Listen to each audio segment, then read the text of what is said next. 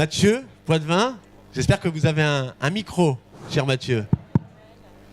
Alors oui. Mathieu Poitvin, vous êtes vous aussi un personnage un peu incontournable de la friche, architecte malgré vous, comme disait Patrick Bouchin, car vous avez justement pensé la modification architecturale du bâtiment et vous vous définissez comme un architecte frichier, il me semble, un artisan d'architecture qui essaye, vous dites, de trouver une manière de susciter l'imaginaire et ce qu'il peut engendrer.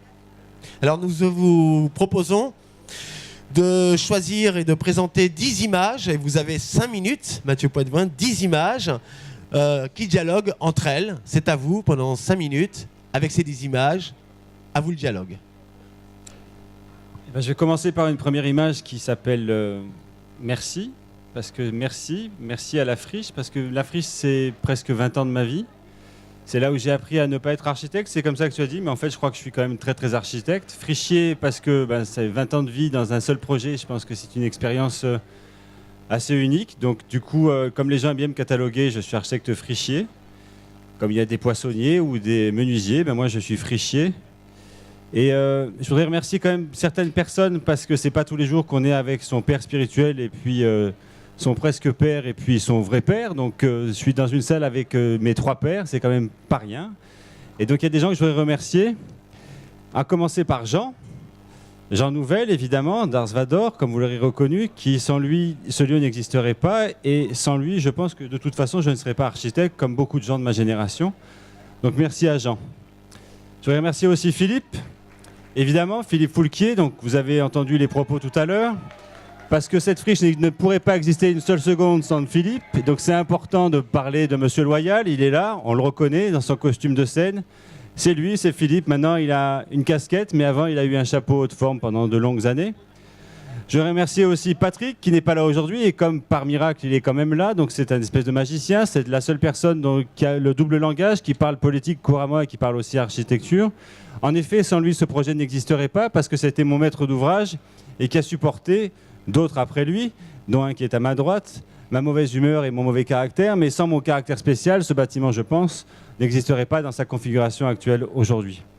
Je voudrais remercier aussi Alain, il est à côté de moi, Alain, qui a donné de son corps, qui a donné de son physique et qui a fait de ce lieu qui était un lieu, comment on va dire, assez fermé quand même, et qui a continué à faire un lieu ouvert, qui jongle avec les éléments et qui jongle avec les gens et avec les projets pour que ce lieu devienne réellement un lieu populaire à l'image de Marseille. Je voudrais le remercier très chaleureusement.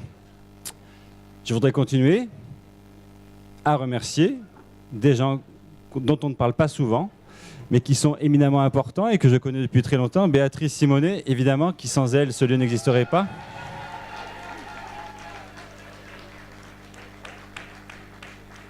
Je voudrais remercier Jean-Jacques et Christo, parce que Jean-Jacques, par exemple, dans le lieu dans lequel vous êtes, c'est lui qui a fait les luminaires et qui a fait les cadres et qui a fait tant de choses. Christo qui porte si bien les nœuds papillons et qui sera directeur technique, en tout cas le mien, pendant encore très longtemps.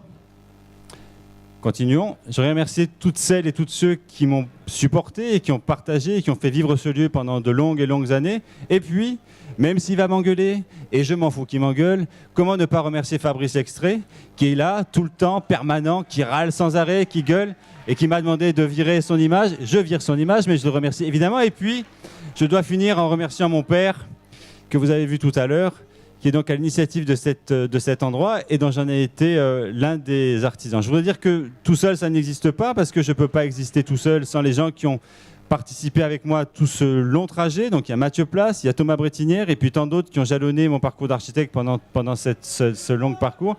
Et c'est important. Merci à toi, mon grand. Je ne sais pas qui tu es, mais ça me fait plaisir. On continue ? Et donc je voudrais les remercier parce que je suis Marseillais et fier de l'être. Donc après avoir remercié mon père, je remercie ma mère de m'avoir fait ainsi beau cul. Je voudrais remercier aussi le fait que les plans Vigipirate à Marseille nous servent de faire des ballons gonflables avec les poubelles, notamment à la friche. Je voudrais remercier aussi de faire de cette place haute un théâtre en plein air et d'accueillir tant et tant et tant de monde pendant tout l'été, notamment, pour faire ça. Pour faire ça. Pour faire ça. Pour faire ça.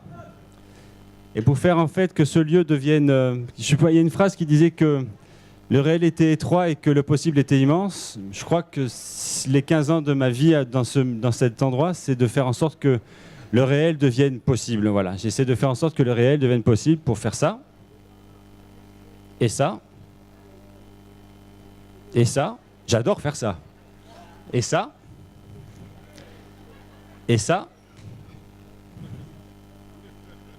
Et ça. Ça, c'est mon côté paysagiste. Et ça. Ça, c'est pour remercier ma fille quand même, parce que ma fille travaille aussi à la friche aujourd'hui. Merci ma fille Élise. Et ça. Je vous remercie beaucoup. Merci beaucoup, Mathieu.